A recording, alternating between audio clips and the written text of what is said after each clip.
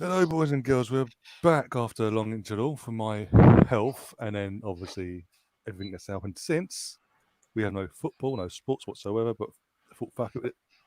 Now we know what's partly going on with Premier League and football in general. Let's do a show and discuss how we're coping and what the end game's going to happen. What our opinions on the end game's going to be. Of this, is the season going to be completed? Is it not? If not, the implications going forward to the following season, if and when that happens. As you can see, guys, I'm joined by Glenn, Andrew, and Stan. How you doing, guys? Hi. Very good. How are you? Well, as I said, Thanks for having me on. You know, as I said before we went live, better than what I was a couple of weeks ago. Put it that way. Yeah. Glad to hear it. Well, you know what it's like, guys. I try to put things. It's sorry to be serious. I try to put things in perspective because a little less than 2 years ago, I was in the burn unit of Stony Brook Hospital with first, second, and third degree burns over parts of my body, and taking a shower hurt. So when I look at this, trapped in the house with my family for like a week and a half now, 2 weeks. It's a fucking lot worse than the burn unit. I can't stand it, you guys. This is so fucking horrible. I can't. Can I tell you something?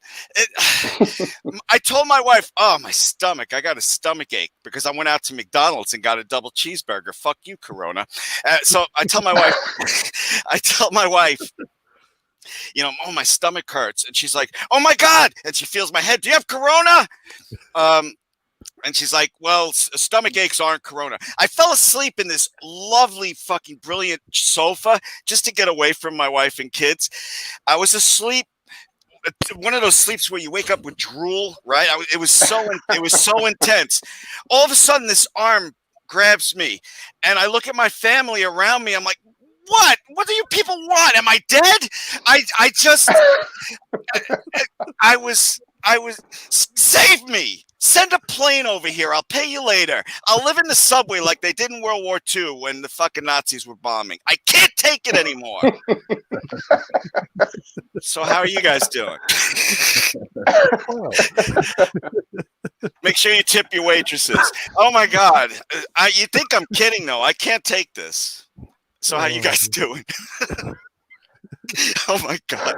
You know what I told myself before I came on? I said, I'm going to go a whole show without cursing. Oh, yeah, right. That wouldn't be a show, would it? I'm really sorry, guys.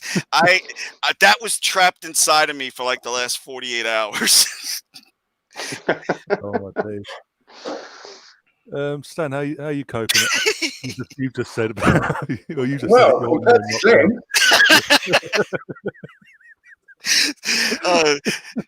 I'm in good form, I think. Stan sent out this amazing tweet about this. I'm going to hand it over to you, Stan, about this kid on spring break during the coronavirus. Stan, why don't you tell him? You tell it so much better than I do. Well, I was just flicking through, and it was the news channel, and it was like a video of they were down at Miami Beach, right, talking to all these. Because you crazy Americans, you do the spring break thing, right? We don't have that in England, and what is it? What is the spring break? You just finished college, and what are you doing? No, it's break from classes, and you go, and women remove their shirts, and guys, it's just a crazy spring break kind of time. They just let loose, and it's a big thing for the kids. You had to. What is that noise? Sorry, it's me. Beg your pardon. I ain't going to explain now. Fucking hell. Spring break is a release Just ignore me. point. I'm not here. It's the release point for college kids. Right. Stan. Well, they're all on the video, aren't they? And they're going, well, we don't care. We're still going to come on our spring break and blah, blah, blah. There's like 6 or 7 kids. And I put in the comments, I was like, man, America, I find America sometimes so entertaining. And then you joined the conversation and you was like, it's funny sometimes how people see different cultures. And then I answered with the freeze frame of that one kid. And I just put in the comments, you can literally see the virus crawling out of every pore on this kid's face. You know what I mean? It is a brilliant video that Stan put up on Twitter. The kid looks so sick. He's like, woo, spring break. It's awesome. Oh, s- dear. Stan, not Stan, Andrew, come on. We know it's past your bedtime. What's up? Oh, I don't know. I don't know. I just, How you hanging I'm in just trying there? to, I'm trying to craft some weapons out of wood at the moment. So So you got Corona and vampires in England? no, I just anyone that comes to the door is going to get a stake through the eye. So Oh my God, So you guys just, are making you me know, cry. I'm sharpening up some tree trunks, and then I'm going to put them outside so that all the zombies can just stab themselves as they walk down the road.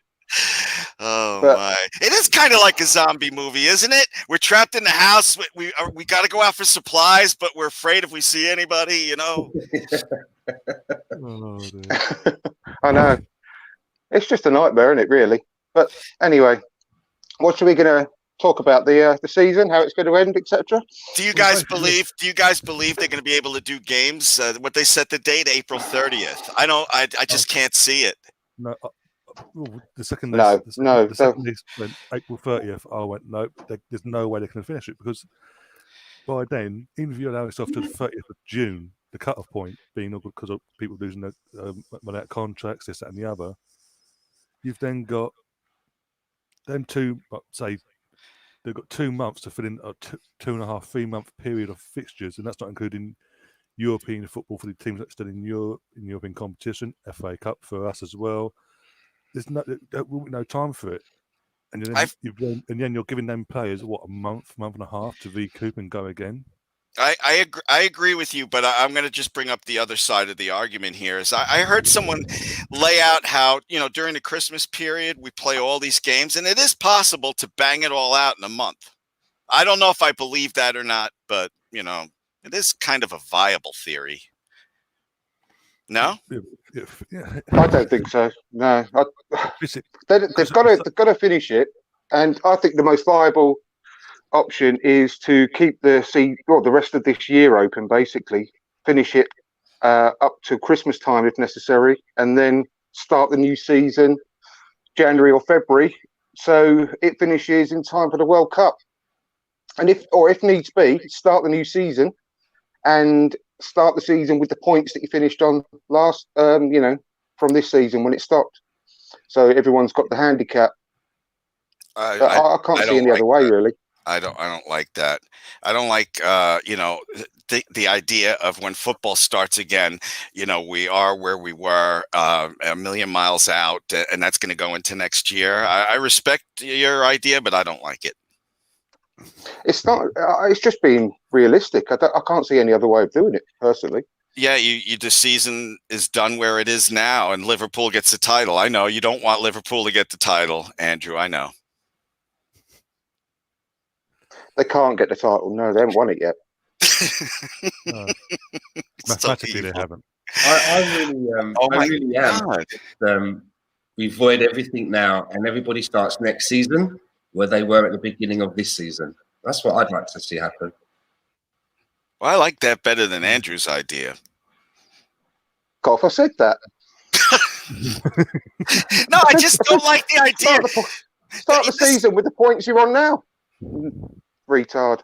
No. I mean, like we start next season from the very beginning, and everyone is starting where they were at the beginning of this season in that league. What, on 0 points?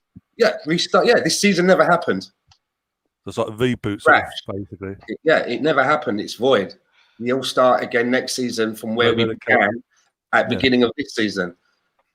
And let's see if Liverpool can continue that run then. Let's see where they are at the end of that season. Oh, my gosh. I'm not taking that bait. Imagine the bastards, 30 years. I thought they're so close and they had to void it, to reboot it. Ryan, I know the two guys that on the bottom that they say no, Liverpool, sorry, that come again some other time. Do you think if the season is done right where it is right now and we start a brand new season, are you saying Liverpool doesn't deserve to be champions? They deserve it, but while it's mathematically possible to be caught, you can't just give it to them, because then you're opening up a whole kind of worms to everything else. The European spots, relegation, promotion, the playoffs, even other leagues as well. It's all kind of worms. And then if you give Liverpool the title but then ignore everyone else in the league, you're asking for trouble.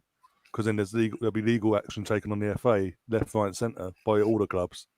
Okay. Hang on, one rule for them. What are you going to do with the rest of them in the other leagues where it's a lot closer? You can't award them the title as well, but you'd have to. Exactly. Look, every time I'm on one of these shows, it's me against everybody with Liverpool. I don't want to argue it. You made your points. Move on. We spoke about this on Andrew's show at the beginning of the week, and just to clarify, if there's a way of let me reaffirm it. If there's a way of restarting the season at a later date, and we're picking off where we left off, and it turns out Liverpool win or they don't, fine. But if you can't restart the season, you can't just say, okay, well, we'll just hand cups out. We'll hand it to you. We'll hand it to you. If you can't restart the season, no one wins nothing. It's reset. We'll start the next season where we began this season. It's like it never happened. But you can't just go, well, we think Liverpool may have won it. You played some nice football. Here, have the trophy. You can't do that. Okay, exactly. I'm not arguing with you guys, and if you don't stop talking about Liverpool, I'm going to smoke a joint on air. So go. Look, Glenn, if it was already done and dusted. That's a great idea for a show.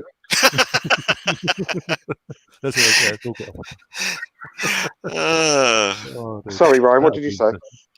No, it's the same. I was saying, Glenn, if it was all mathematically done and dusted with the title, then the argument is, well, they technically won it. But then, as I said before, they still have to put second, third, fourth, and fifth, everything as it stands. Then fine. Everything stands as it is now. But then you've got the problem of championship, because it's like the top two automatic, but then you've got the third spot is fought out between third, fourth, fifth, and sixth. So then you've got to decide. Are you going to stop? I'm just putting it out there what the implications would be. Okay, look, you UK guys like to friggin' argue. I'm not in the mood. No, if I want to argue, Glenn, that's all it is. If I want to argue, I will turn off this freaking thing here, go upstairs, and say hi to my wife. All right?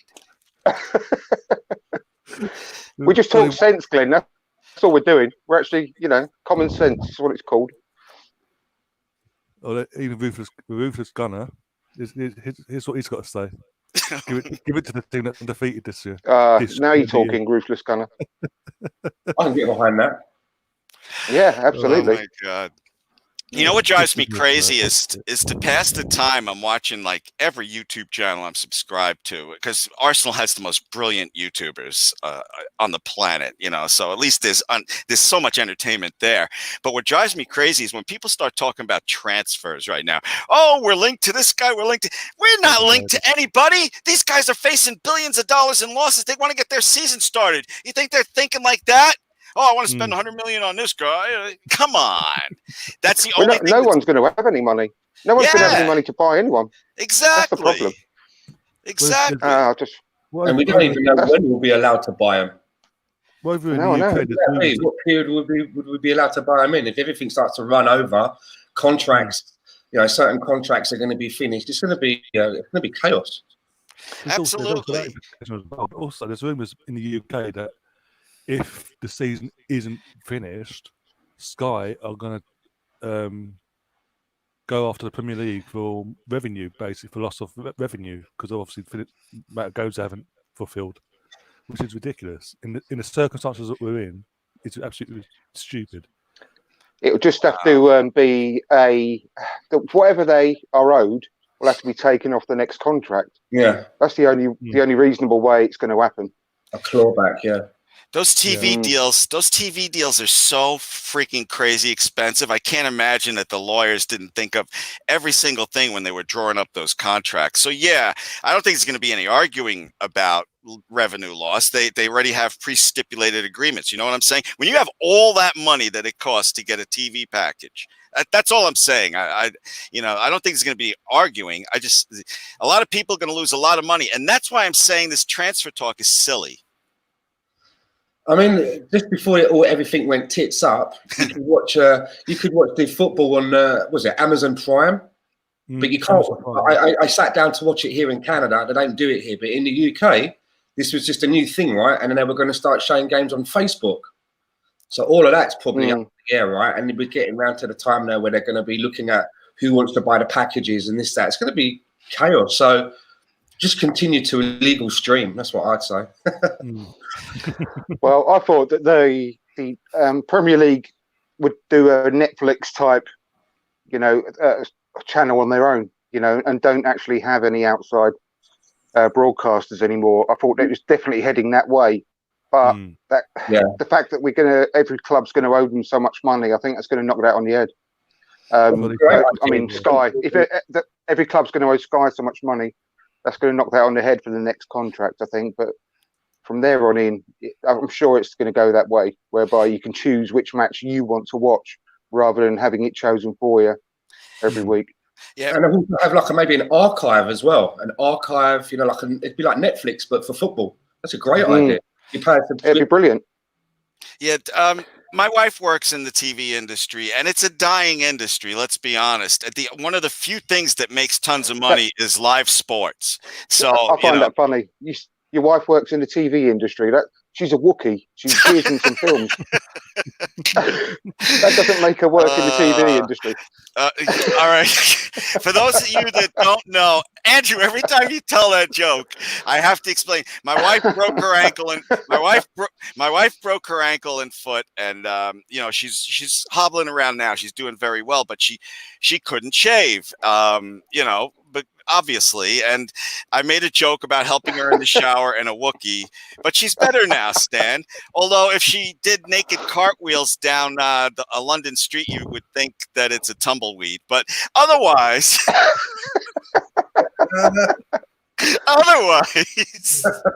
she's doing great. Oh my God! Thank God she doesn't watch this stuff.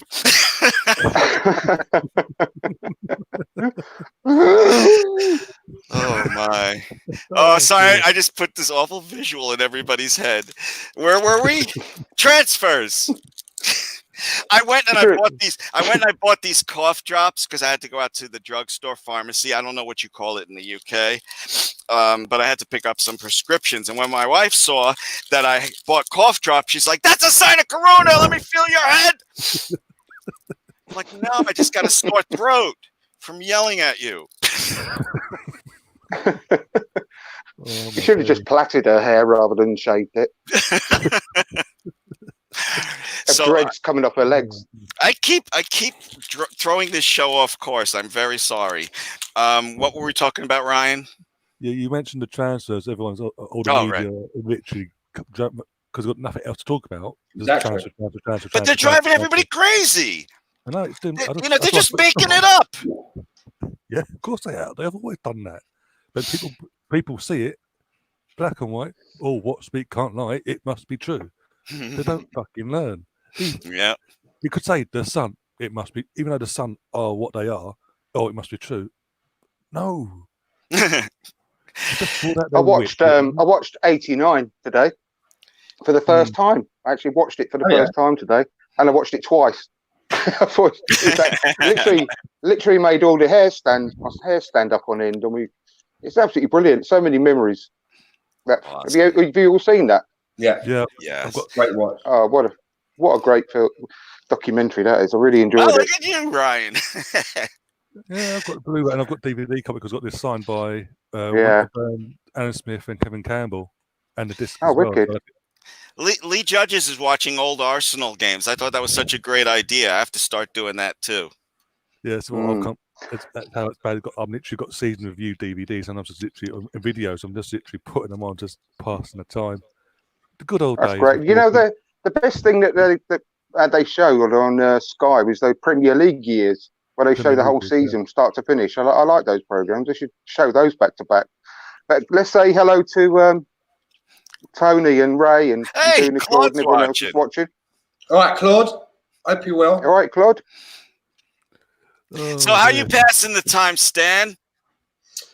I watched a movie last night. We finally got around to watching the new Quentin Tarantino film. Was it Once Upon a Time in Hollywood? That was pretty good. I don't know. I thought it was a bit long, and Yes. It was like a series of moments, and it was all style over substance. I agree with that. I actually agree with that.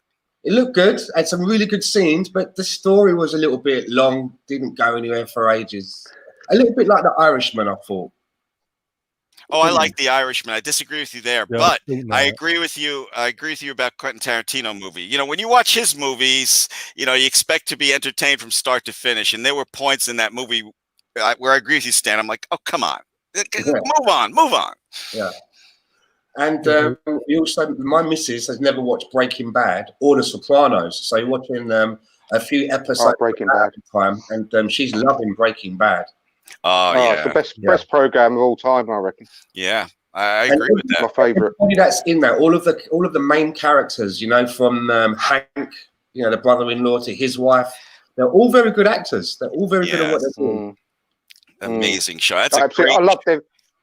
I loved every single episode of that, and I haven't actually caught up. I watched Better Call Saul as well, series 1. Oh, don't! I haven't watched the new season yet. I have it all on DVR. No, I haven't. Oh, okay. That's what I mean. I'm saved all that up so I can start catching up with that as well, because that was really good. The first series of that. Ray in the chat is basically saying, check out Truly Madly Wembley on YouTube, recommended by Rohan. Yes, There's something the BBC did when they first got the FA Cup rights back, and it's like the fans' perspective of the FA Cup final day against Arsenal and Villa, both sides. Definitely will do. I wrote it down. Thank you. And he also said, nice one, Ray. He's also suggested Sons of Anarchy. I tried that. It's not my cup of tea, but I have one of my best friends loved that show. Ruthless Schooner has also put, at least Liverpool's goalkeeper Adrian won't catch survivors. He can't even catch the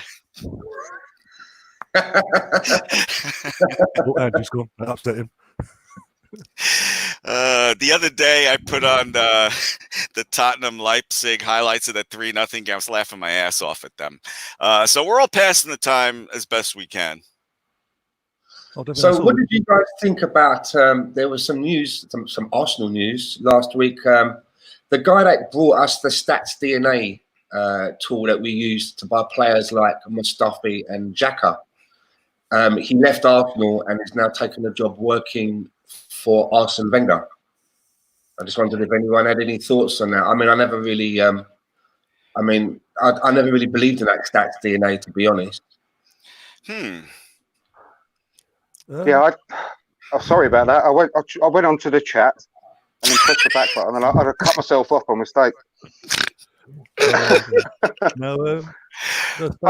don't think that Stats DNA did much good for us, to be perfectly honest. And what I don't understand is whether, because he's the guy that set up Stats DNA that's gone to work for Wenger.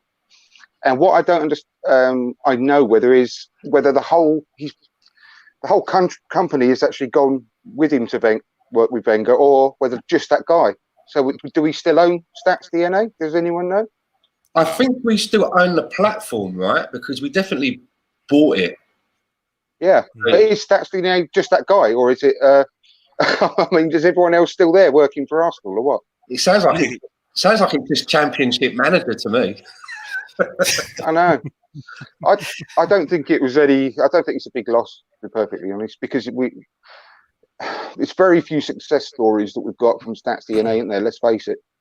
Well, I mean, they sat at the computer, they keyed in what they needed to save Arsenal, and Stats DNA spat out, you need Mustafi and you need Granit Xhaka, and you got to pay 30 to 35 million for each of them.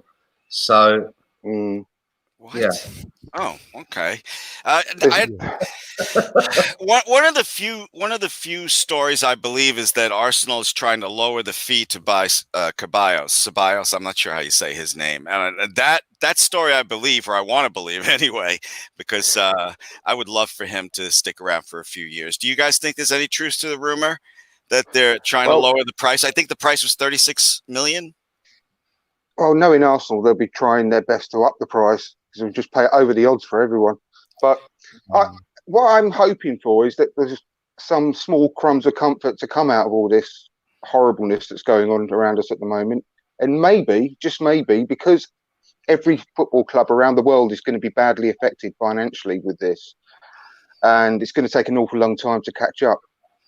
Hopefully that the transfer fees and salary requests will start to come down into line with a bit kind of normality again, and we won't have to pay through the nose for players rather than £100 million being quoted for the next big thing. Maybe it might start going back down to a more realistic figure, because no one is going to be able to afford these astronomical fees anymore, and no club's going to be able to afford these stupid wages on players anymore. So hopefully it might get a bit of normality back, and we might get realistic fees quoted for players once more. It's a bit more in hope than anything else, but fingers crossed it might go back to that sort of way.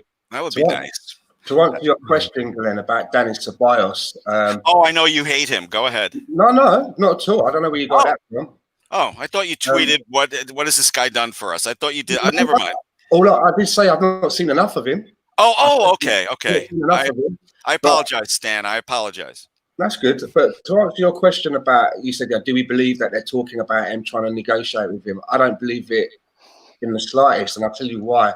I've always been under the impression that Danis Ceballos only ever came to Arsenal to use it as a stepping stone to get the playing time, because he's got his heart set on playing for Real Madrid. I mean, when he was out with his injury and he came back and he still wasn't quite really fit enough to play, he was quite vocal about, well, maybe this isn't the place for me then, I need my minutes. I think whether Arsenal want Danis Ceballos or not, or whether we're going to offer Real Madrid, is a moot point, because I don't believe the player actually wants to play for Arsenal full time. Okay. I don't agree with that. I personally, I don't think so. I think he only wanted to leave in January because of Euro 2020. He was worried because he wasn't playing at all at that particular point. I genuinely think if we could buy him, he would want to stay. I think he loves playing for Arsenal, and he's got no chance of playing every week at Real Madrid. Absolutely no chance, especially under Zinedine Zidane. And he would make an absolutely perfect partner for Thomas Partey if we actually managed to get him. What a dual pivot that would be, Partey and Ceballos next to each other. Go ahead. I was going to say, he put a tweet out, I think it was last week, of him standing outside the main sign, I think it was like the offices or training ground, holding up his Arsenal shirt, and it just said happy memories with like a love heart. And I actually looked at that as someone saying, thanks for the memories, goodbye. He didn't like give any kind of context in that picture? No, he was just standing outside the sign where it says Arsenal. And I think it may have even been, I think it may have been like the picture that he took when he arrived, holding up the shirt for the first time with Arsenal in the background. And I just thought, why would you repost it and then put happy memories, love heart? To me, that sounds like someone saying, yeah, I've had a great time, but bye. That's how I read it. Creating many happy memories. Yeah, that's a very interpretive picture. And just to answer a couple of things that Ryan popped up there, Gunnar Claude said he's eating a double cheeseburger right now. Good for you, Claude. I went out last night to Burger King, and I think Tony said, "Why aren't we wearing masks?" Tony, I'm stuck in the house with my wife and family. I want Corona. I want to go to the hospital. I can't take it anymore, so that's why I'm not wearing a mask. No, he said about me and Stan, because we both wore masks, didn't we, on the podcast last week. Did you guys know that wearing the masks doesn't help? Oh yeah. People in Japan, Asia, whatever, when they wear the masks, it's because you don't want to get your coworkers sick, and you know how the work ethic there, and that's why they wear the masks there. It's not going to save you going to the supermarket, Andrew, with your mask, pushing old ladies out of the way to get your prescription. So don't bother with the mask. Just push them out of the way, full stop. That's no problem. Virus or no virus. So that's go ahead. No, I've actually, I've not been out personally at all. I've been lucky to, my partner's been out and to the shops and so on, and she's just been reporting back on the absolute madness that's out there, and the fact that Tesco's have now, one of our main supermarkets, between 9 and 10 o'clock in the morning, it's set aside for pensioners to go and do their shopping. Tesco, yeah. Yeah, which is a good step in the right direction. But even at 9, going before 9 o'clock, there's still nothing on the shelves. It's just ridiculous. And I saw a tweet from someone, I don't know who it was, but someone up in Scotland saying that there's people in camper vans sleeping right next to the supermarkets for when they open. Oh, you're joking. No, I couldn't believe my eyes. It's just a joke, absolutely. I don't know. I don't want to go too deep into all that because it's, One it's thing, just just touching on that, one thing that kind of made me chuckle here was, I've seen a lot of people. I live near a supermarket, and I see people walking by with their groceries, and I have noticed a lot of people with toilet rolls, and the shelves have gone empty of toilet rolls. but the crazy thing is, right? Canada does not import toilet paper. Canada manufactures all of its toilet paper in Canada in huge plants. So all they're doing by buying up all of this toilet paper is that the plants are having to put people on double shifts to work on the plant to keep producing more of it. We're never going to run out. I'm glad you brought up toilet paper, Stan, because I want to say, where did Ryan go? Did he keel over? Is he dead? Ryan! All right, whatever. I'm glad you brought up toilet paper, Stan, because I wanted to bring something up. On the AFTV International videos, in my video, I took 2 gigantic rolls of toilet paper and said, I bought it all, bitches. I bought it all. And some people took that literally like I was hoarding toilet paper. First of all, you've never seen my wife's ass, okay? Thanks God Second for that. of all, it was just 2 rolls. All right. Anyway, I don't know what happened to Ryan. Well, let's just assume it's Corona. Oh, does that make me the host now that I'm in his little triangle area? No, fuck you. I'll be the host. You shut up. Okay, I'll shut up. No, I'm joking. Right, one player from each Premier League team to be nominated for the naked mud wrestling competition that's going to decide the rest of the Premier League. What? I'm taking. No, you forfeit hosting duties. What? I don't want to see men naked you're going to nominate one player who's going to do naked mud wrestling, and that will decide the Premier League. Can't we do it more like a Royal Rumble? We start off with yes, I like that better. Every 20 seconds, the buzzer goes and another player runs down from another team, and they've got to put them over the top rope. I like that. Socrates, he's our guy. Socrates.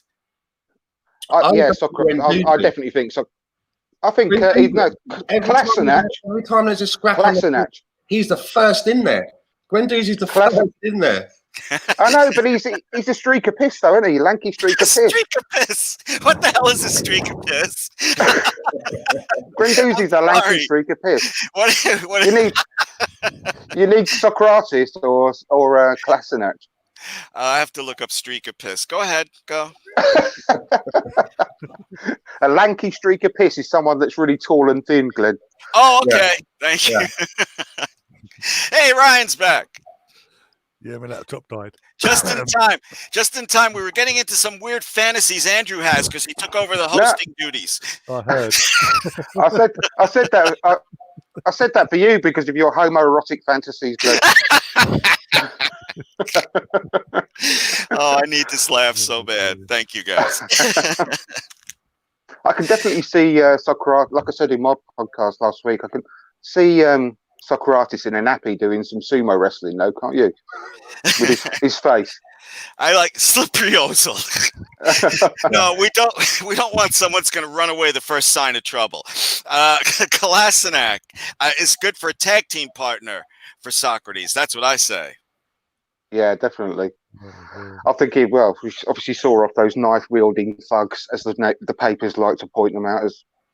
So he should be able to handle himself. I think he was in the army, wasn't he, or something, in Slovenia, wherever he's from. Who? Wait, who? Kolasinac. Oh, I have no idea. Yeah, he probably had to do national Slovenia, service, right? He probably done national service or something like that. Yeah, that's what I mean. He was. It's gone completely out of my head. Where's he from? It's not Slovenia, is it? It's Bosnia. Bosnia. Sorry, yes. I knew it was a former Yugoslav republic or something like that. Same with Xhaka. Xhaka plays for Switzerland, but isn't he Serbian? By actual Albania, like his brother. birth or whatever. Him and his brother. Yeah, Hey. Albanian, I think. Albanian, sorry. Hey, I got a Mm. question, you guys. I can't even answer this because my answer changes like every day. Who starts? Tierney, Kolasinac, or Saka? Who Oh, starts? Tierney, definitely. Tierney? That's who I'm Tierney leaning. with Saka in front of him. Yeah. Oh, you want Saka on the wing and you want He's Aubameyang a up winger. front, right? Yeah, absolutely, 100%. Yeah. I said this on a podcast earlier. Next season, if I had my way, I'd like to see that left-hand side just being constantly rotated through the season by Saka and Martinelli. They get a lot of game Yeah. time. They can play all the various cups and just keep rotating them around so that they get as much game time as possible, but also get as much rest as they need. That's exactly what I said on one of my podcasts. I totally agree. If you have, you've got to have a constant at left back, and that's Tierney. He's our best crosser of the ball, like I've said previously. If you had Saka and Martinelli in front of him, rotating, because they're still only going to be 19 next season. They're going to need that, and I mean that's pretty mouthwatering, I think. Yeah. What do you think, on Ryan? the left hand side? Ryan, Yeah. who do you start? I've got to agree with Andrew. Literally have Tierney as the left back because he is a left back, and have Saka in front of him as a winger because Saka coming through was a winger. He's got that experience now, dropping back now because he's played there. He's got that experience, so he can also drop back. But also, the rotation of Martinelli as well because they're both good enough. It's got we've been saying for years we need squad depth because the players getting knackered. We've got it in that position now. So Okay, so Laka on the bench then, right? For everybody? That's what I say right now. Yeah, yeah. At this moment in time, yeah. And I think if we can sell, if we can sell Lacazette, I wouldn't. And this is what people think I'm mad, but I wouldn't actually. If we sold Aubameyang and Lacazette, worst case scenario, which I don't want, obviously, then we obviously have to buy someone. But I don't think we need to buy two. I think we can sell Lacazette and not replace him. And I'll explain that because I don't think Lacazette should be playing for every week anyway. I think he should be on the bench because I think we need Aubameyang down the middle, Pepe on the right, and Saka or Martinelli on the left. So I hang on a second. I'd say the reason why we don't need to replace Lacazette is because we've got Nketiah, and I think he's more of a goal scorer than Lacazette is. And because Lacazette shouldn't be playing every week anyway, I don't think we should go out and replace him. I think we just keep Nketiah on the bench and to take Lacazette's place. Okay. For me, it's funny, and I agree with you, Andrew. Let me say that before I say this. We all forget Laka was our player of the year last year. Exactly. And I would prefer to keep him. I would not be that confident if Abba went down and Eddie came in to replace him. I think Eddie needs a little bit more loan time.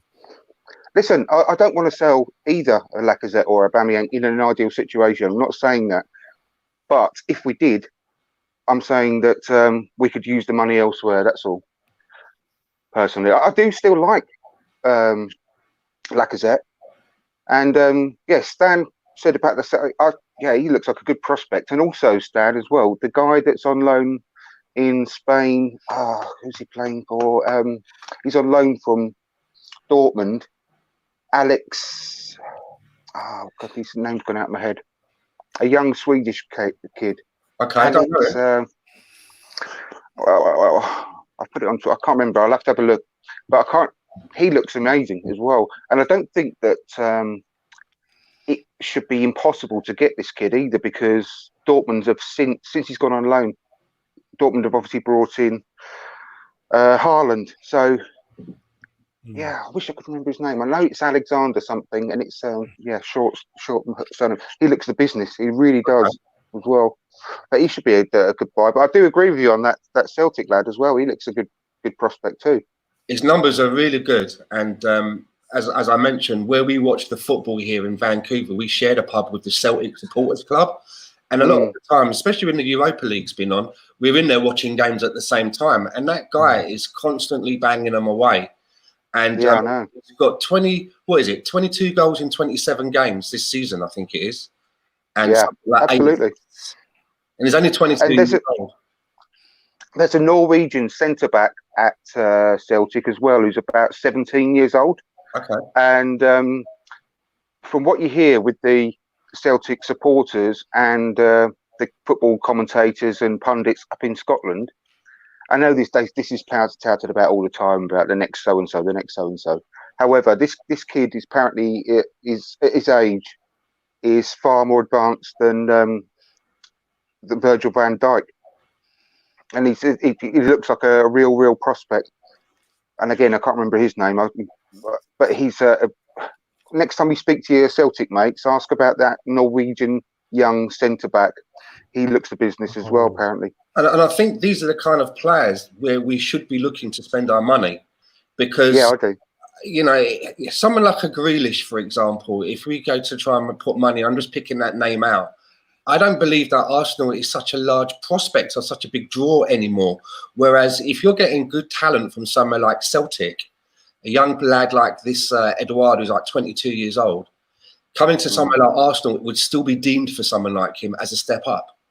Whereas if we want to circle around players like Doucouré, Ndidi, Koulibaly, I'm even beginning to think that maybe someone like Upamecano, who you all know I've got a big hard one for, it may even be a little bit out of our reach. Because, you know, he's doing so well at RB Leipzig, they're doing so well in the Champions League. If a Man United decides that they want to look and Arsenal are looking, and we may not qualify for even a European competition next season, are we such a big draw? I'm not so sure. But these players, like you're saying, like this young defender, this is where I think we should be looking and trying to be, was it Raniel Sinieri said, try and outsmart the market? Yeah. I'm still pissed off that we sold Christian Bielik, because he's really come into his own now this season before it finished at Derby. He's been getting rave reviews again.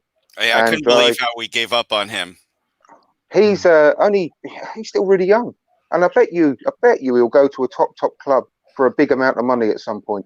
And it just seems ridiculous. And everyone was saying, "Oh, we did really well. We got 10 million for him. 10 million in this marketplace is nothing. Absolutely fuck all." And if we could have kept him, then I think that he would have been, you know, if he could have gone on loan to Derby this season, and we could have had him back, he would have been an ideal sort of solution longer term to have alongside Saliba. We've let quite a few go, haven't we? I mean, look at Serge Gnabry, what he's doing over there in Germany. Yep. And then there's the other young guy playing over in the Eredivisie in the Netherlands, Daniel Malen, was also on our books, and he's over there literally ripping it up. Yeah, whenever someone says Gnabry, I get this little tug at my heart, like that girlfriend that got away. You know, it just kills me. Ugh. Yeah. Especially when he kicks ass. It's the fact that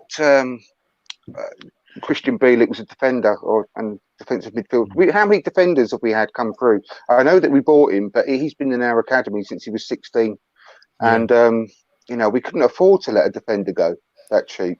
And the guy did everything without complaining at all. You know, went on these loans and did really well in the loans. So what is the point in sending them out on a loan if you say, well, it was only League One at the time, so well, don't send it to fucking League One then. What more can he do than go to League One, win the Player of the Season, and get that team promoted? Yeah, we got some tough decisions coming up once all this starts going again. Who even talks about Rob Holding anymore? You know what I'm saying? And I like the kid, you know, but what's his future? Some tough decisions to make. I agree with you, Glenn. I think that both Rob Holding and I think Callum Chambers, I think they still could have good parts to play at Arsenal Football Club, both of them. I like Chambers better than Holding. Okay. I like them both. I just think that he's had such rotten luck, Rob Holding. He looks like a good cultured defender to me. I really do. I still think he can make it. He's had such a bad run of injuries, and I think it's doing the world a good this time off. If he can get a real good pre-season in under Arteta, then I still think he's got a part to play, like Stan said, for next season, if I'm honest. And you know, then Pablo Mari, everyone's been going on and saying that the way that he plays, the style, he reminds them of Mertesacker. Well, I think, and I really had it brought home even more today after watching 89, that he reminds me of Steve Bold, the way he plays. Pablo Mari. He's really, I think he's got a real likeness to him. The way his running stance and the way that he sort of plays. It really reminds me of him. And obviously we've got a very small sample size. I'm not saying that he's as good as Steve Bold or anything like that, but I'm just talking about the way he runs and the way he plays. Yeah, I don't agree with the Mertesacker comparison with him. Mertesacker, he had some great parts of his game, but I know it's an old joke. When he had to turn around, it was like a cruise ship turning around. I don't think Mary's that slow, so I don't like that comparison. So here's the thing: our current defence, starting next season, when Saliba comes and joins us, if we haven't sold anyone, we've got something like 8 centre backs on our books: Holding, Chambers, Mavropanos, David Luiz, Socrates, Mustafi, Pablo Mari, if he stays, and then Saliba. And then we're all talking about buying this Upamecano or someone else. That would be 9. So that's going to be way too many. If you're playing a flat back four, only 2 can be used. That's why, Stan. That's why I brought up we're going to have to make some ruthless decisions. And we can't be surprised if somehow Holding isn't wearing the shirt anymore. I'm just using him as an example. I'm not saying we should do that, but we have some ruthless decisions we have to make. Do you think someone then, Glenn, like a Holding or a Chambers, would make way purely just because of the overabundance in that position for players like Socrates, Mustafi, or even David Luiz? Well, David Luiz, Arteta already said he likes him. He wants him back. As far as Chambers goes, I don't know what the football term is, but in baseball, he's a utility man where he can play different positions. And I like that flexibility, so I'd want to keep Chambers. Yeah. You can't count Chambers for next season as one of the. Oh, the injury was that bad? Oh, damn! He's not going to be. He's not going to be back in full training until about Christmas time, and then he's going to spend the rest of the season. Okay. He's going to spend the rest of the season getting back to fitness. So, I mean, someone who's just put a comment on saying that Holding needs to go on a loan. Who was that player that broke his effing ankle and he was back like 2 weeks later? I can't remember who the hell it was. I don't buy that, Andrew. Chambers is like 23, 24 years old, right? He did his cruciate ligament. The same as Bellerin. I wish I knew the name of that player. Some guy broke his friggin' ankle. He was back 2 weeks later. I'm like, what? Yeah, but a fractured ankle isn't the same as rupturing your cruciate ligament, though, Glenn. All right, doctor, whatever. I'm sorry. You're making sense. No. I don't know what to say. You're making sense. I'm not making fun of you. I'm making fun of how stupid I am. But I think you're right, though. I mean, David Luiz, there's no way he's only come in for 1 season. So he's definitely going to be around next season. And I think that if we are going to bring in a young Saliba, and if let's say we do go out and we buy another central defender, and let's say it is someone like Upamecano, there's no way that on day 1 you can put those 2 out as your centre-back pairing. There's still a bit of adjusting to do, getting to know the team. And someone like David Luiz will probably play a big part next season, helping to ease in a Saliba, helping to ease in, hopefully, someone like a you know what I'm trying to say. That guy. Upamecano. That's the one. But you know what I mean? You're going to probably need an experienced player to pair them with as they get to feel their way through the league. I totally agree. There's also suggestions that Arsenal are looking to activate the extension of Luiz's contract for another year. Yeah, there's some people that I deeply respect that don't rate him at all, but I rate him. I like him and I like his leadership. So, in a perfect world, to me, I think our defense has improved a bit, and it's going to be even better next year with all the things that Stan said. In my perfect world, get Ceballos to sign a couple-year deal and get a DM that'll kick ass next to him. Just a DM that'll clean up. You know what I mean? He'll stay back and just clean the shit up. I think that would make us an immediate top 4 team if we got a great DM. And who is sighing in my ears right now? I just heard. So obviously I pissed somebody off. No. Never mind. That's my perfect. Might have been me. I don't know. That's my perfect world. I'm sorry. I'm a little touchy right now. Tony put in the chat as well. What about would you be? He's mentioned Ake. Would you? I love Ake. I would be happy to see him. He's had a good age, I the just think experience. What nationality is it's going to be so expensive. He's I Dutch. don't know. Oh, he's Dutch. Okay, because I'm Played worrying alongside about Van Dijk. some of the some of these English players, about paying that premium. We're in such a penny pinching mode at the moment. We have to really be careful about bringing in young English guys because of that extra inflation in the price. So someone like a Grealish, for example, someone like a Max Aarons, someone like a Todd Cantwell, even, they're going to have that little bit more added onto them just for the fact that they're British, and we have to have that quota. You see, sorry, go on, Ryan. Yeah, so I was saying, look at the drama we had last year with Zaha. Even though he's Nigerian, he played for Nigeria because he was born in England and plays in the Premier League. Palace wanted bloody all the money in the world for him, basically, even though he's not worth it. And he's Yeah, his price has come down this year, huh?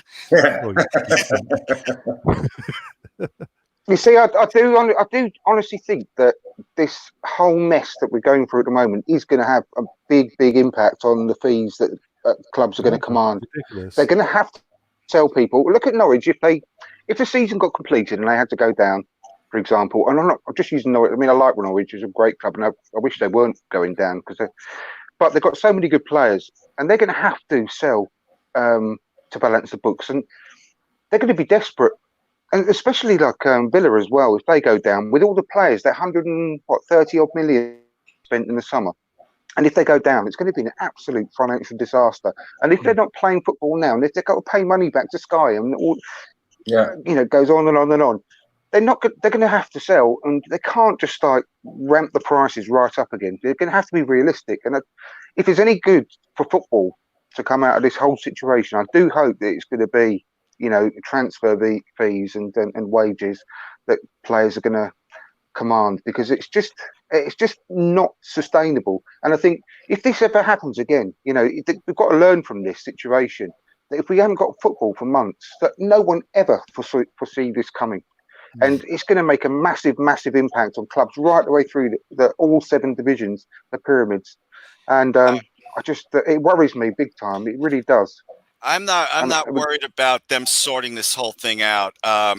You guys, you British people, man, you just get through shit and you fix it, man. Let me tell you something. To pass the time with no football, I'm watching a 73-hour documentary day by day of World War II, and I'm right now in the Battle of Britain. You guys will figure it out. I'm not worried about you figuring it out. That's what you do best. You figure shit out. So I'm not worried about that. Can I ask you, Glenn, that documentary, is it The World at War? Is it that one? It's called World War II Diary. It's on Amazon Prime. Okay. And I watch every World War II documentary that's ever been made, and this is one of the best. I've learned so much stuff watching this because they just go day by day, 73 hours long, day by day, from Germany attacking Poland all the way to the end. And it's fantastic. You want to pass some time and you have Amazon Prime, watch it. Cheers. Thanks for that. Any other suggestions, guys? Help our viewers pass the time. Yes, there is one on Netflix, Formula One Drive to Survive. It's the 2nd season, where it basically, the first season was the previous season, where they go behind the scenes. You're in there with the race principals, they're talking with the drivers. It's a little bit like a fly on the wall. The camera's following them all around. And the 2nd season has just recently come on to Netflix. Very good. Okay, what about yourself, Andrew? Any suggestions? Sex, drugs, lots of alcohol, rock and roll. Oh, I'm in the wrong house. You got a spare room, Andrew? Yeah, more than welcome. I'm a movie buff. I just watch. If you like zombie movies on Netflix, Train to Busan is just an amazing zombie movie. I don't know. I've been watching a lot of zombie movies lately because our lives are starting to parallel zombie movies. Playing State of Decay on Xbox.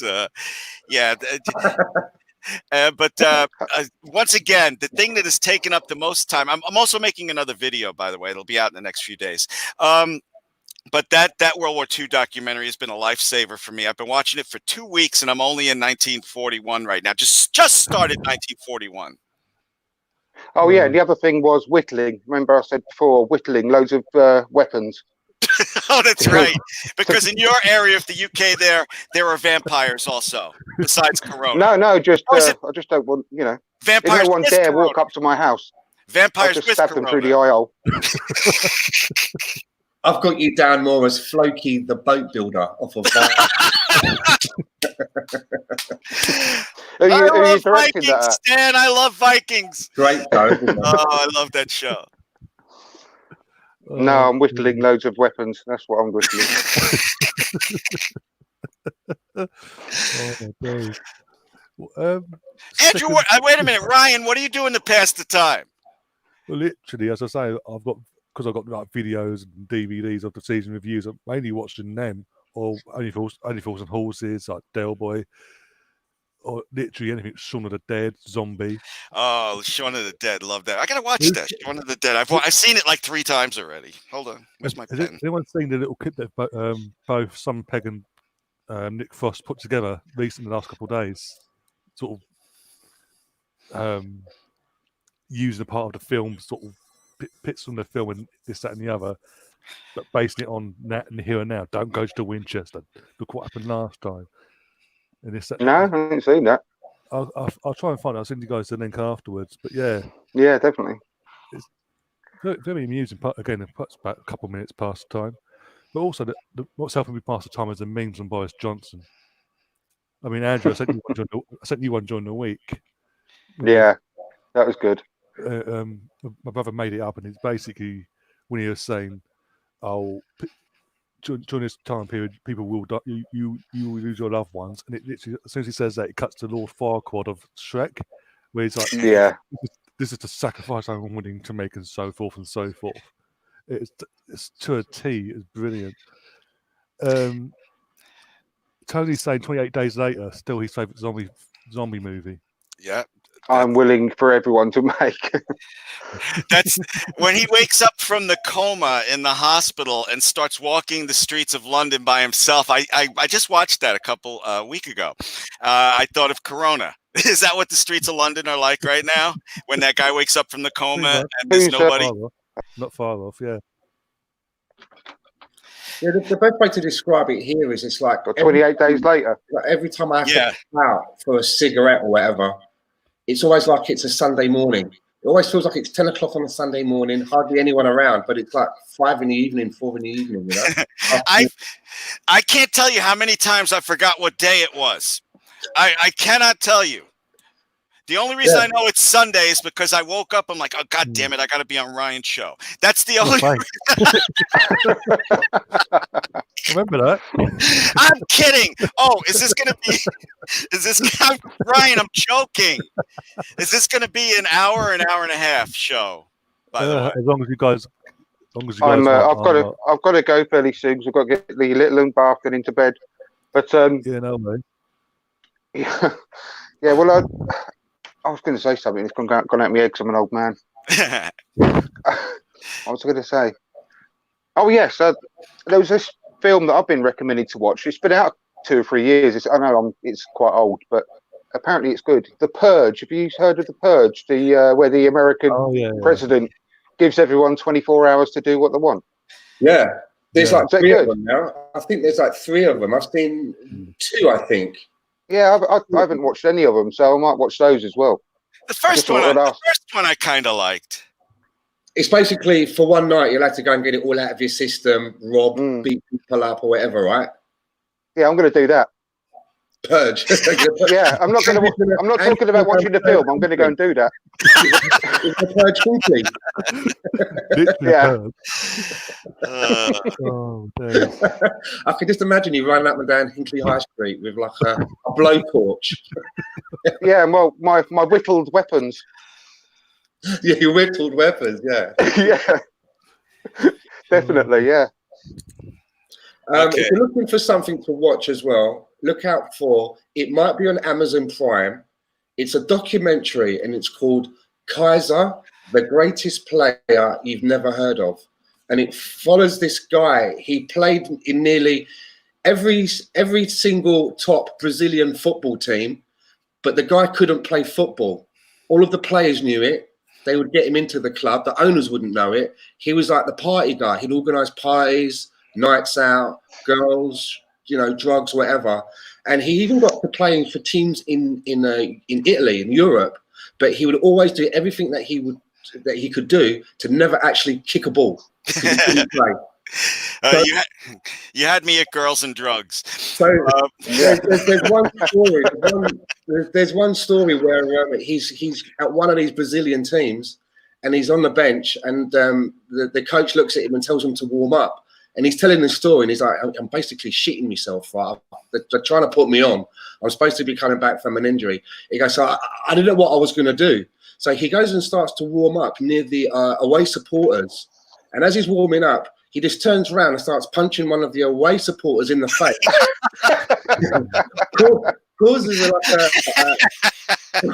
Causes a fight and gets red carded before he's come on. So now the owner of the club has had enough. He's called him up to the office. He's like, I've had enough of this guy. And he calls him up and he's like, before he could say anything, and this owner is probably like, he's a bit of a mafia guy, he gets rid of people if he needs to. He's involved in other stuff. And before he could say anything, the player walks in, Kaiser, and he's like, look, ever since I've been here, you've been nothing like a father to me. Like a father, like my own flesh and blood. So when I was warming up and I heard those guys in the crowd saying that you was a bandido and things like this, I could not tolerate it. The chairman was so touched by it, he extended his contract. Fantastic. What a legend. That's awesome. I wrote it down. It's brilliant. Thanks, Stan. I wrote it down. I'm going to check I'm definitely going to watch that. Yeah. Right, I'm going to have to go, I'm afraid, guys. So it's been an absolute pleasure. Yes. Absolutely. Listen, just a quick plug for my show on Wednesday. Give it a watch because Adrian Clark on, which, well, hopefully, fingers crossed, if things don't get any worse than they are at the moment. But it should be a really good watch. So, yes, tune in. From Dial Square to where YouTube channel. He's a good talker and he's very insightful as well. No, he is. He's a really good guy. I listened to him on the Totally Football League show quite a lot as well about the EFL, and that's really interesting. He was a good guy. On an episode of, I don't know if any of you guys, if you're not following Harry Seymour, the Chronicle. Yeah. Oh, Harry, he's awesome. Yes, Harry. Great content on his channel, and he had a very good. I think it was like 45 minutes of Adrian Clark, which was a good listen. Yeah, it was really good. Yeah, it was good. Excellent. So, well, nice to talk to you guys. Yeah. Keep well. Take care. See you all soon. Take care, guys. Bye-bye. Oh, the wrong person left. What have you done? And then there was two. Oh, there's also another thing that's on Netflix at the moment called Spinster Confidential. My brother said I to watch it, recommended to watch it the other day, and it's got what's his name? I can't remember his name now. He's in the last couple of Transformer films. Boston. It was in Ted as well. Oh, Wahlberg. Mark Wahlberg, that's the one. Yeah, I think I've seen the trailer for something on Netflix with that guy. Yeah, it's a TV show, right? Yeah, Spencer Confidential, something like that. Spencer. Oh, Spencer. Okay. Spencer, yeah. But here's the question, though, Ryan. Are you aware about the Tottenham documentary thing that's going to be coming out? I believe it's on Amazon. It's going to be similar to the one that they done at Sunderland Till I Die. And then there was one that they done, the first one, which was Man City. I think that's due to come out fairly soon, and I'm going to watch it. I'm going to watch it because look, I love a good comedy, mate. You can't beat a comedy, and I'm really interested to see, if what we can learn about what happened near the end of Poch's reign. So I'll definitely be watching it. Oh, definitely, especially because obviously the Man City thing. What Emerson did there was it's going to be similar to what Emerson did with Man City. It's behind the scenes, and as you said, it's going to be very interesting to see what Emerson then put out there with the whole Poch and Daniel Levy situation. Because I don't care what anyone says, them two did not get on from day one. Well, I saw some grew and grew, and it just got out of control. Sorry, go on. Because as Daniel Levy just did not want to spend the money that needed to be spent for Tottenham to be getting further to where Poch wanted them to be. But You yeah, see Rohan in the comments there. Tottenham, science of applying pressure. That's what they should probably call the show. What made me think of it again was I was reading online, as I've been doing quite a lot lately as we've been bored, and they were talking about it, and they were saying that it's coming out soon, and I think the first episode is focusing on the Poch. And the way that I was reading it, it was kind of like sort of bigging it up as a warts and all, that it's quite explosive and we're going to find a few things out. But then again, obviously they could just be trying to sell the viewerships or subscriptions to the platform, but I'd be watching it. oh, definitely. It's going to be interesting, especially the title of, what was it? Oh, what was the title of the Man City one? Oh, I can't remember. I really can't remember. Was it like Will to Win or something like that? It's something about that. Yeah, it's something involved winning. Basically, yeah, that's Tottenham Ireland going into that to then Tottenham. But yeah, and the fact that halfway through the season, it's not even half up, but more than halfway up. A few months after the business end of the season now, and it's all been called to a halt because of what's going on. Yeah, in this crazy world. And yeah, as I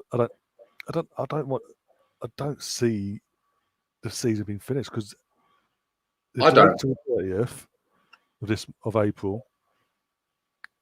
And today it's come out that in the next couple of weeks we're going to find out if the Olympics is going to be postponed or cancelled, whatever. Rugby itself over in the UK it's been completely cancelled. The season's been voided. Not voided, but like ended. That's it. It's done. And you've got obviously Formula One cancelling pretty much every race every day because of this virus and I mean, I don't know if you watched like WWE, the WWE wrestling, right? I love watching a bit of that. I like to be able to suspend belief. It's entertaining, But their biggest show of the year is obviously WrestleMania, which is like their big, that's their big showpiece that they do once a year. And it was supposed to be. It's usually around the first weekend of April, and it was supposed to be. It's all booked up for Tampa, Florida. And they've just announced that they're still going to go ahead with it, but they're going to do it from their developmental center and do it with no audience. And I've been watching because they have a couple of shows on each week. The WWE have 2 shows on a week, on different channels. And for the last couple of weeks, I've been watching them because they've been doing it with no audience.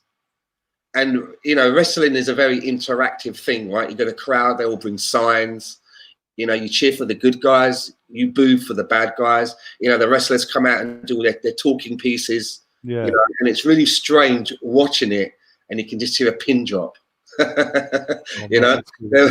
Stone Cold, they had Stone Cold Steve Austin on a Monday to promote something, and he came out and he was like, if you want to, whatever it was, give me a hell yeah. And then the camera went to where the audience would be, and it was just empty chairs. And I was like, couldn't make it up, my day. And yeah, even because there's even been suggestion of when it comes to the football playing games behind closed doors at these stadiums, but that's not containing. That's not going to contain because players are still. We've got Arteta's just come out of isolation himself. Hudson and Doy, and then over the weekend, 3 or 4 Portsmouth players have now said they've been tested positive. So for this virus, and you're not really containing it. You're not because what was it? Before they postponed the season in Italy, Juventus versus Inter Milan was played a week later than what it was, but that's behind closed doors. And then since then, we're having players left, right, and centre, but being from them 2 teams being tested positive. I mean, what happens as well? You keep everybody in isolation for 2 weeks. 2 weeks is up. Everybody congregates on the training pitch, starts doing their drills. That afternoon, one of the players starts to feel a bit poorly. He goes and gets himself checked out. Turns out he's got coronavirus. Yeah. That means everybody has to then go back and re-isolate. You start all over again. Yeah. So the only way around it is, I think, players and are self-isolating, but it has to be longer than 2 weeks to make sure that people who may just be getting it into their systems and maybe not showing any symptoms yet, you've got to give it a chance to perhaps incubate. You go through it, you have the symptoms, you know, and then you get better. Because the whole thing about this thing is it's about you know, other people catching it. It's contagious. I mean, I'm no expert on this shit. It's only what I've been seeing, you know, what I've been seeing on the news. But you know, you self-isolate for 2 weeks, you come back, someone else gets poorly, that's everybody else is back in again. So I don't see it. I don't see it all getting worked out by what they're saying. End of April. 30th of April's when they're delayed it to, and they're looking to end the season. But yeah, the 30th of April, when you've got a government saying you've got to be 12. If we go into lockdown, it'll be a 12. If we go into full lockdown, it's going to be a 12-week lockdown. That's 3 months. And like, you can't then go, okay, well, 3 months after that 3 months, if everything's then back to normal, back to reality, sort of, so to speak, go right. We're going to continue now. Here we go, sort of thing. Yeah, pick up where we left off. Yeah. The only thing is, I was thinking about that, but they're you know, trying to look at it in another way. What about those teams that are doing very well above us? Teams like Sheffield United, teams like Wolves, they're doing very well. What happens where, let's say everything goes to plan, Ryan? We come back now on the 30th of April. We start playing football matches. What happens now if those teams, for whatever reason, they've lost their momentum? You know, they've lost their momentum. They start falling down the table. Yeah. On the other side of it, it could work in Arsenal's favour, whereby this enforced layoff is almost, you know, what if all the players come out of isolation and then through April they're doing training together as a group? Mikel Arteta is getting to learn even more about the players, you know, showing them more patterns of play, working with players individually. We could actually come back and hit the ground running and go on a run. So it could go both ways. Teams ahead of us could fall away.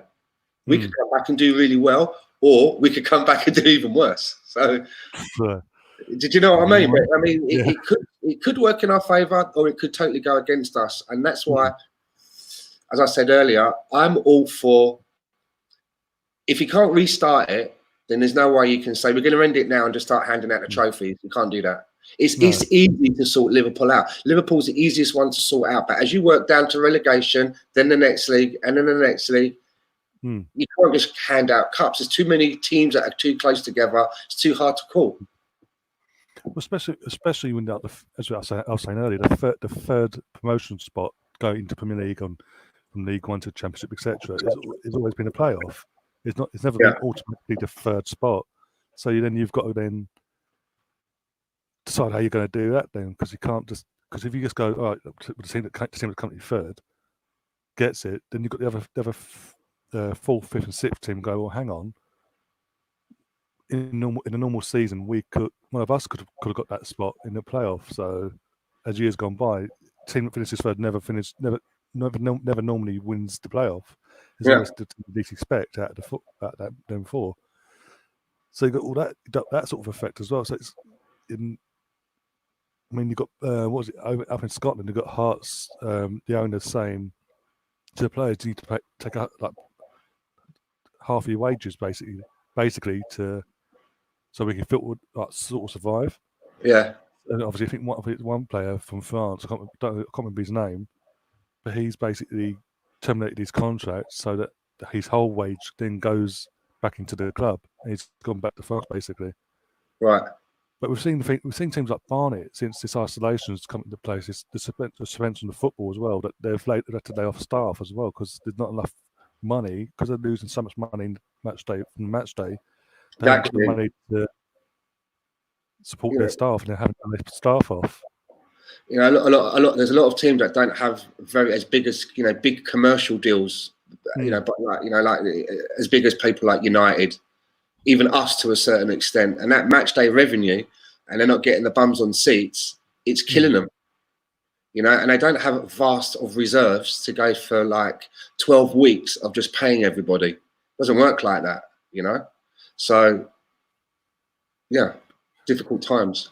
Oh, definitely. But yeah, I think we should wrap things up now because I think you've got Ghosted as well, and obviously it's late over here, and I need sleep. Ironically. Thanks for coming on, by the way. Appreciate your time. Yeah, it's been a long time coming, hasn't it? We were both. Yeah. You was ill, then I was ill. Yeah. I think it's when I got ill, it was at the worst time possible because it was like the West Ham that weekend, the last weekend we had a football. Yeah. It's obviously I've got my cousin who's a West Ham fan. His birthday's on the Sunday, and we'd planned to go to the game on the Saturday, and I got ill on the Thursday, and I'm like, oh no. Yeah. But by Saturday, I was sort of not obviously fully recovered because I was still well enough, but enough to drag myself all the way down to North London to just sit there and watch that. And then, yeah, just before I wrap up, what's annoyed me about this whole situation about the them suspending the season over in England? It seems like it until Arteta and Hudson-Odoi confirmed they'd got the virus, the Premier League didn't want to do nothing. It was like sweep it under the rug, sort of kick it down the road. No, nothing happening here. But the second Arteta and Hudson-Odoi both came out within a few hours of each other, confirmed they'd got the virus, all of a sudden, emergency meeting, closing the league down. Why did it have to take to get to that point? Wealth over health, mate. It's as simple as that. There's too much money involved. There's sponsors, right? This whole Premier League package. Now it's going to be, if they, the panic is now if they can't restart the league, then there's going to be some kind of a clawback if we've already been paid up front for it, which means that next season, we don't get as much money as we should. So it's a shame, but the Premier League is such a big concern financially. There's so many people and organisations with their hand out, looking for a slice of the pie. Yeah, it's when it comes to the money side of things in football, I look back and I have to blame Roman Abramovich and then the Man City owners, because without them buying the clubs respectively and doing what they've done, the situation of financial, the money, how it's so important, like the transfer fees are extortion nowadays, this, that, and the other, the mega deals. That wouldn't be the situation. Yeah, I mean, the Neymar deal for me was one the Neymar deal, then the Virgil van Dijk deal, and then those two deals for the goalkeepers, 70 million each. It just wrecked this transfer market. It wrecked it totally. And it hasn't recovered. It hasn't recovered because look at, as I said earlier, Zaha, 80 mil for Zaha, and then obviously not having to go Pepe, 72 mil for Pepe. I mean, sometimes it can work in your favour. I mean, sometimes it can work in your favour. I mean, we did manage to get 40 million for Iwobi, so not all bad. Yeah, that's true. Yeah. And what was it? How much did we get for Walcott? Because we got rid of him for... Yeah, I can't remember how much Walcott was, to be honest. Good question. I don't remember what his fee was. I think that was like 25 to 30, I think that was. But yeah, that's good money, if that's the case. It's just other players where we haven't sort of cottoned on and got as much as we could have. And we just let them go for cheap, like Ospina and all that. But yeah, I was going to say, I was wrapping up. But yeah, thanks for coming on. Obviously, thanks to Glenn and Andrew from earlier as well. And I don't know when the next show, because obviously we've got this whole shutdown now. If and when situations arise within Arsenal or football that allows me to do a show, because I don't keep coming on to repeat with different guests, then I'll come back. I'll put obviously my Twitters on the screen. Stan, where can people find you as well? Well, I think people are probably sick of seeing me. This is my 5th podcast this week.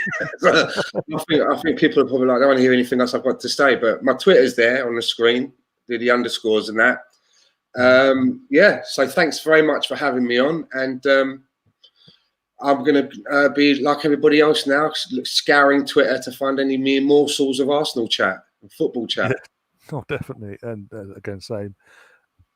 But in terms, yeah, as I was saying, in terms of the shows, I don't know, but if and when it does happen, follow us both on our social media. I will be putting out about an hour or so before I do a show from now on, when I'm doing it on this, that, and the other. But until then, keep safe. For crying out loud, do not go outside. Do not van raid shops and take absolutely ridiculous amounts of food, cleaning stuff, toilet rolls, for crying out loud. Just go to Tottenham for crying out, if you can, or go online and order the Tottenham shirts. Good enough job there. Look after one another. Look, people that are working still in the NHS over here in the UK, working their nuts off, go to get themselves some food and they can't because you idiots out there, there are cleaning the shelves. They're from the second it opens. You're literally outside the shops hunting people down for their food, that they've brought. Behave yourselves. And the little corner shops that are charging 30 quid for hand sanitizer or £13.99 for a toilet roll. Have a word with yourself. Just because the prices has gone up for you doesn't mean you have to then take the piss out of the customers. Because then you're going to lose customers all in the whole process of it. But yeah, it is what it is. And until next time, keep safe, as I said. And then it's just up the Arsenal, basically. And happy Mother's Day. Oh yeah, well, obviously autumn mothers in the world. Happy Mother's Day as well.